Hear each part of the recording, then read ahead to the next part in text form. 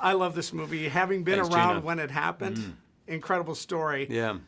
Does reality make better movies than fiction? Ooh, it depends. I think, why do we go to the movies? Yes, we want to be entertained. We also want to start thinking. And I think this movie, particularly in the hands of Jason Reitman, it doesn't give you easy answers. It's fun, it's funny, it shows a lot of the chaos of what a real political campaign is like. But I think it really gets you thinking and talking. I've been at screenings where I've seen people arguing in the parking lot, and I figure, okay, we've done our job. Absolutely, that's right. And so many times we don't do that. I think this does that so successfully. Thank you. You got to meet Gary Hart. Yeah. What was that experience like? It was extraordinary. I was very nervous to meet him. I was nervous to play him. I'd never played someone who was alive, let alone someone like Gary, who was going to see the movie with his family. This part of his life that could really be seen as probably the worst 3 weeks of his life. So it was a great responsibility, and he made me feel warm and included from the very beginning. I spoke with him on the weekend for almost an hour. We've stayed good friends, and it's one of the great takeaways from this job is my friendship with that man. I have great respect for him.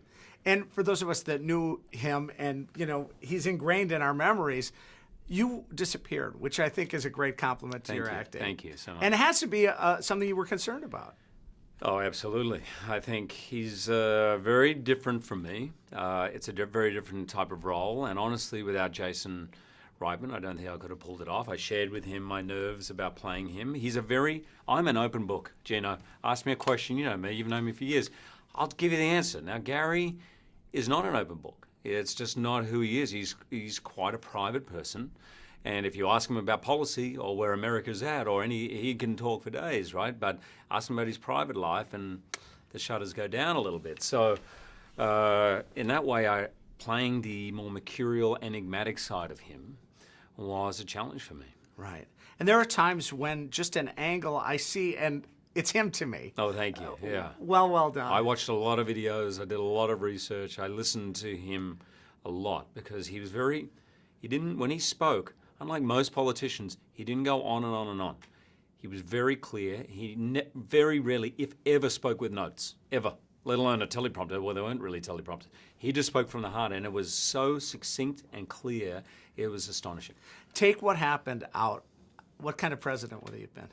I think he would have been a game changer. And I've spoken to people on both sides of the political fence. He was a pallbearer at John McCain's funeral. Republicans, Democrats, independents often refer to him as the best politician of the last 50 years. He was a futurist. And as he said, most people look at politics on this line, whether you're left or right. He said the most important line for politics is this one. Are you a futurist or do you hearken to the past? And he said and he talked about Lincoln being a futurist on the Republican side. He said the best politicians, the best leaders, are the ones who look ahead, see where the country is going. And he certainly would have been that. Well, he picked so many things. The end of the Cold War. He predicted what was going to happen in the Middle East. He actually gave a report to the government in 1998 saying there will be an attack in the United States using planes. We need to watch flight training centers. So having someone in that leadership position who could see what was coming, I think it would have been very valuable. All right, great work. Glad to see you as always. Thank you. Thanks, man.